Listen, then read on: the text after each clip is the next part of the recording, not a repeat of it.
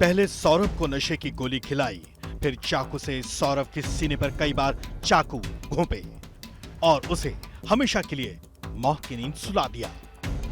इसके बाद पत्नी और उसका बॉयफ्रेंड सौरभ का शव बाथरूम में ले गए। वहां कटर से शव के 15 टुकड़े किए गए। टुकड़ों को नीले ड्रम में डाला, फिर उसमें सीमेंट डालकर पानी डाल दिया ताकि लाश पत्थर बन जाए और बदबू भी ना फैले। लेकिन अपराधी कब तक भागेगा? सलाखों के पीछे तो उसे जाना ही पड़ेगा। आखिरकार सौरभ की हत्या करने वाली पत्नी मुस्कान और उसका बॉयफ्रेंड साहिल पुलिस की गिरफ्त में है। इस सनसनीखेज वारदात की खबर ने पूरे मेरठ में हड़कंप मचा दिया है। पुलिस जब आरोपियों को कोर्ट में पेशी के लिए लेकर गई तो वकीलों का गुस्सा फूट पड़ा। किसी तरह दोनों को पुलिस बचा पाई। गुस्सा सिर्फ वकील और आम जनता को ही नहीं है, बल्कि इस खतरनाक हत्या को अंजाम देने वाली मुस्कान का परिवार भी उनसे मुंह फेर चुका है। परिवार का सिर्फ यही कहना है कि मेरी बेटी को फांसी दो। तुम मुझे हकीकत बता दो। जब उसे मैंने बिलीव दिया तो वो सच्चाई बोली कि मैंने और मेरे दोस्त ने मिलके मारा। उसे जीने का हक नहीं है जी मेरी बेटी का। उसे फांसी होनी चाहिए। इसमें सहयोग भी कर सकता हूँ किसी भी तरह का मैं, क्योंकि उसने मेरा दामाद नहीं मेरा बेटा छीना है मेरे से। मिडिल क्लास की घरेलू लड़की थी, एक बच्चे की माँ थी। कोई नॉर्मल लड़की ऐसा काम नहीं कर सकती जैसे उसने करा है ये काम। उसका जब मेडिकल होगा तो उसके जैसे भी जितने भी उसने ड्रग्स लिए हैं, नशे लिए हैं, सब पता चल जाएगा। मुस्कान के परिजनों की बात आपने सुनी। अब आपको सुनाते हैं मृतक सौरभ के परिवार की बात। ये सौरभ की बड़ी बहन चिंकी है। चिंकी ने बड़ा खुलासा किया है, ध्यान से सुनिए। उस लड़की का पहले से ही अफेयर था। वो अपने घर से पहले ही एक बार भाग चुकी थी और 5 दिन से गायब थी।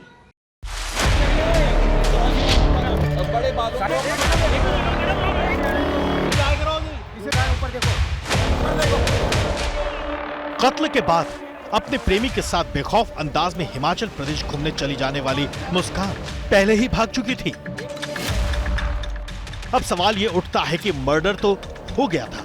मुस्कान अपने बॉयफ्रेंड के साथ सौरभ के शव को नीले ड्रम में रखकर घूमने भी चली गई थी। तो आखिर पुलिस को जानकारी कैसे मिली? एबीपी न्यूज ने इस बारे में मेरठ सिटी के एसपी आयुक्त विक्रम सिंह से खुलकर बात की। इन्होंने अपना जुर्म कबूला था। उन्होंने बताया कि जो इनका प्रेमी था साहिल, उसके साथ मिलकर इन्होंने 3 तारीख की शाम को उसको बेहोश करके और इससे चाकू से सीने पे इसकी हत्या कर दी थी। हत्या करने के बाद इन्होंने इसका सिर जो दोनों कलाइयाँ हैं ये काट कर एक ड्रम में डाल दिया पूरा शव, और उसके बाद ऊपर सीमेंट से भरकर। और ये लोग फिर उसके अगले दिन ये लोग शिमला, मनाली और ये कसौल चले गए थे। ऐसा नहीं है कि पहली बार ही मुस्कान ने सौरभ की हत्या की कोशिश की हो। पहले भी कई बार वो ऐसा कर चुकी है। पुलिस इस केस की परत दर परत खोलने में जुटी है। पुलिस ने एबीपी न्यूज के कैमरे के सामने बताया कि सौरभ की हत्या का प्लान कैसे रचा गया।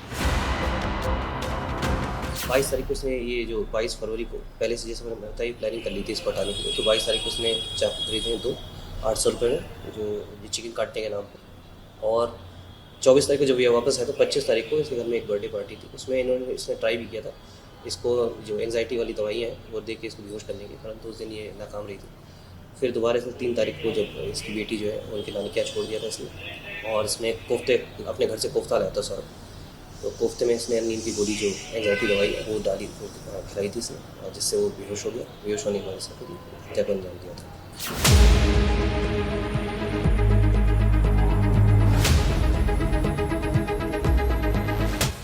2021 में सौरभ को मुस्कान और साहिल के रिश्तों की भनक लग गई। सौरभ नाराज था, गुस्से में था। वो मुस्कान को डिवोर्स देना चाहता था। कोर्ट में तलाक का केस भी फाइल हो गया था, लेकिन मुस्कान तैयार नहीं थी। जब बात बढ़ने लगी तो सौरभ को मुस्कान ने अपने प्रेमी के साथ मिलकर मौत के घाट उतार दिया। ऐसी सनसनीखेज तरीके से मर्डर की कहानी ने हड़कंप मचा दिया है। ये डॉक्टर अशोक कटेरिया हैं, मेरठ के सीएमओ हैं। रोजाना न जाने कैसे कैसे केस से इनका पाला पड़ता होगा, लेकिन डॉक्टर अशोक कटारिया भी ऐसी क्रूरता को देखकर दंग हैं।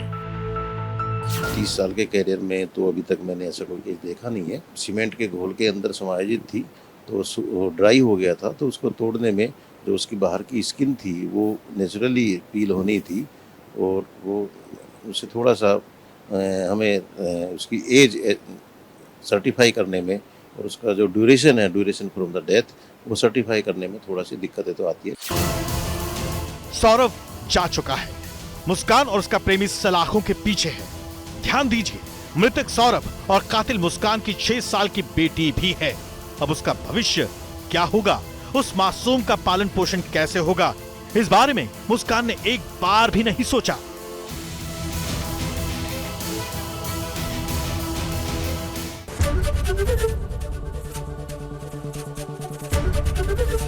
एबीपी गंगा, खबर आपकी, जुबान आपकी।